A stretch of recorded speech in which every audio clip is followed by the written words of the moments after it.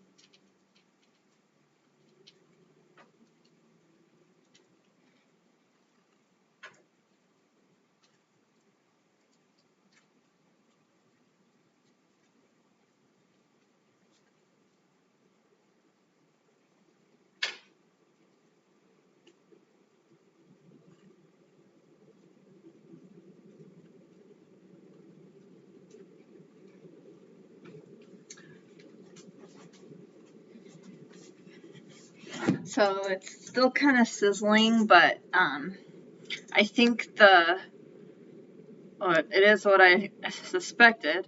The chicken kind of dripped its juices. I think there's a better word for that. Extracted. What is the word? Released the juices, and that's why the stuffing didn't burn, because like the moisture from the chicken kept the stuffing and dressing and stuff around the chicken humid and moist, so it didn't. The top of it got a little crispy, but I'd say it looks pretty good.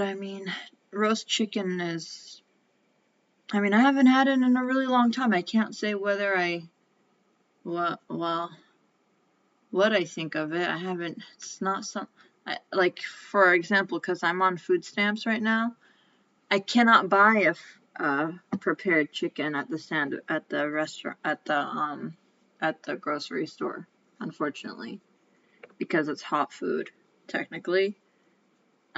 So, I haven't been able to eat something like this and,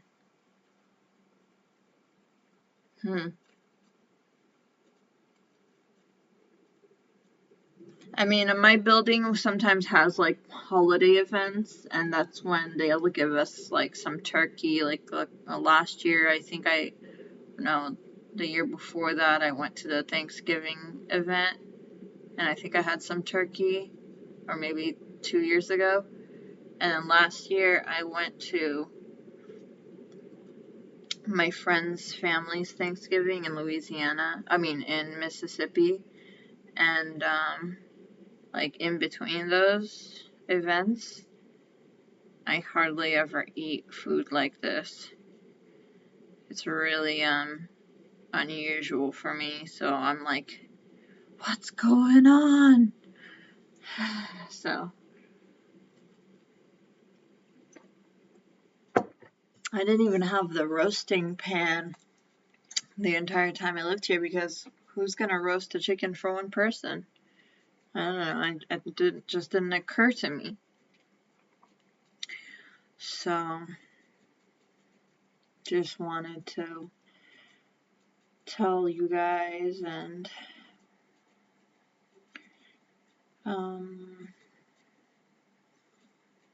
I hope you guys liked my drawing. I really put my heart into it, and my soul, and my mind, and my feeling, and my energy. And you know what? It was really funny because I've always wanted to draw pastels, because like they're just something. It's just like the material or the method that I've been attracted to, as far as like illustrating or like visual art.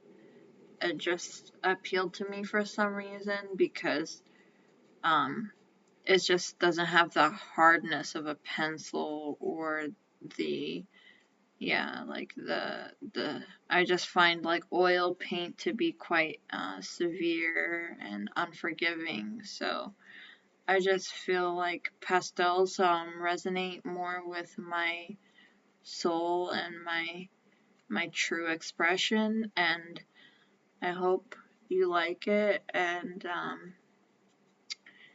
I'm gonna practice more in the notebook before I try my hand at a larger piece, but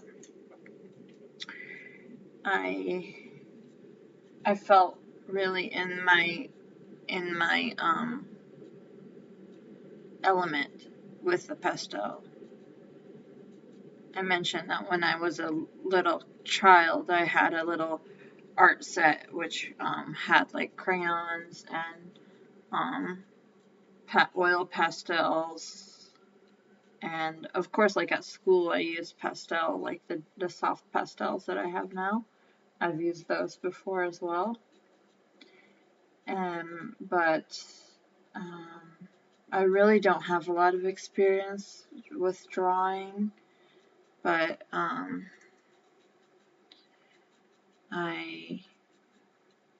think I'm a sensitive soul, and I have a lot of feelings and emotions that would like to come forward and visualize, like translate into a visual expression. So I mean, I kind of surprised myself, quite honestly. I just wasn't expecting to be able to make something like the drawing that I did. So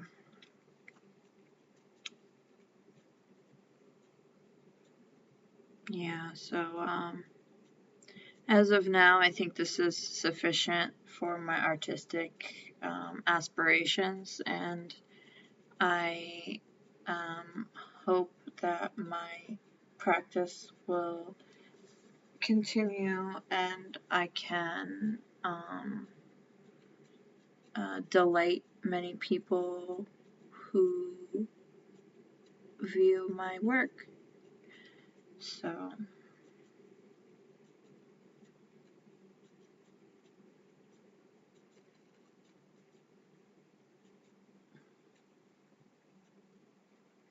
I haven't really been able to read lately. I want to, but I don't really feel like it's. I mean, it is a priority to me right now, but I'm not really comfortable right now because there's just a lot of stuff happening in my life, and I I don't feel like I'm in the mindset to open a new book and dive into a text because I'm just feeling like different dimensions of life right now that I've never really experienced or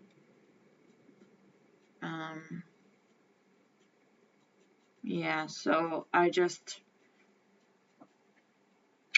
was very attracted to the visual arts. So I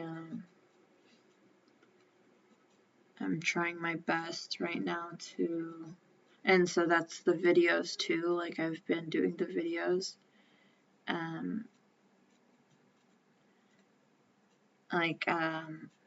I'm a photographer actually, so I do take a lot of photos um, of places, things, myself, food.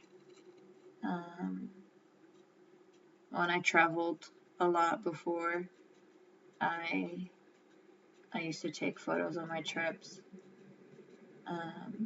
But for a long time, I didn't take photos, and I was like living in a communal environment, so it wasn't really appropriate for me to take a lot of photos. So I just, which was interesting because it really opened my perspective, my vision expanded somewhat because prior to that I was very focused on my academic studies, and I while I thought my imagination and concept of reality was wide, and it was far more narrow than it is now. So I'm I think I'm one of the lucky ones actually because of that experience. Nothing phases me now. Like I mean, I feel like there's a certain unfortunate phenomenon today of tunnel vision for a lot of people, especially with technology and like I don't know, this I'm kind of going off the top of my head right now, but I feel like um just the way people live now, it's actually harder to expand your vision because I feel like people are like, I think that the processes of um, social life and order are extremely optimized right now because of technology, and it's really hard to um, challenge the social order because, I mean, social mobility is really difficult, regardless, but I feel like with the current economic order, it's extremely difficult for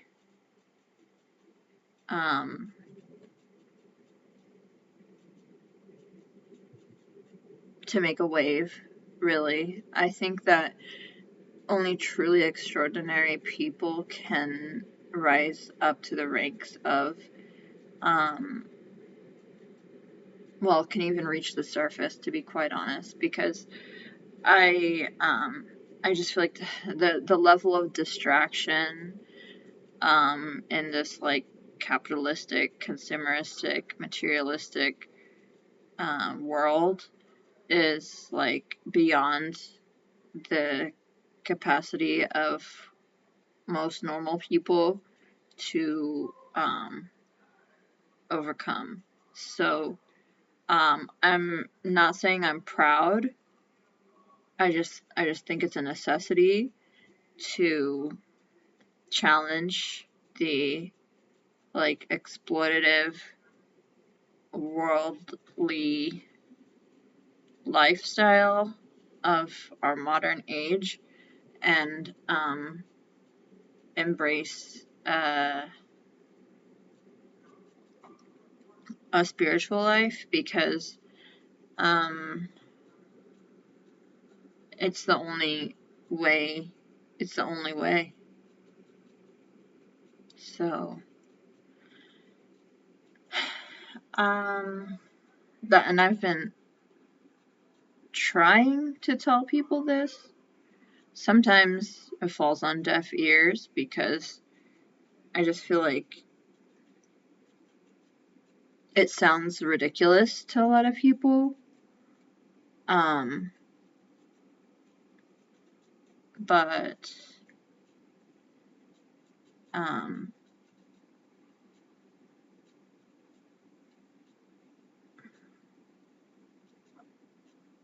good things do take a lot of time.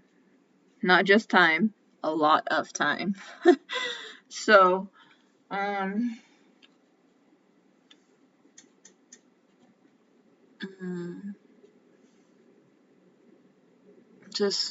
just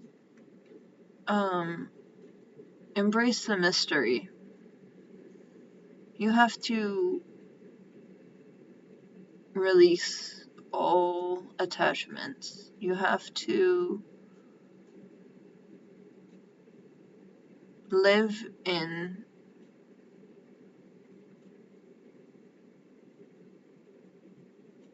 the shadow, you know? I mean, never assume that you know. Never assume that things are as they appear or as you understand them to be. Just keep an open mind and adapt and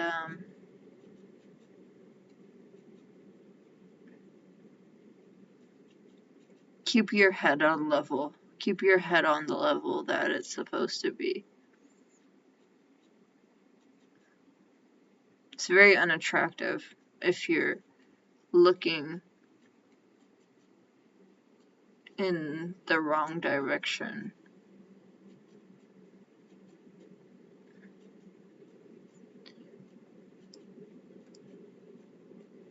And these are not mysterious laws. They're very visible. They're all around us for those who can see, who are not blinded by their own foolishness and their own ego and self-love. Okay. Well, I think it's time to have my dinner, and I'm very lucky to have been able to get some food this month because I was not sure what was happening with the government, and I um, was a little bit um, what's the word? I had a little bit of a food emergency earlier this month, but thankfully I got my EBT and was able to go to the store. And yeah, it was a little calorie poor for a few days, but we made it through. And now I've got my new art, I've got my new hobby, I've got my um, I was able to do my laundry. That was a problem.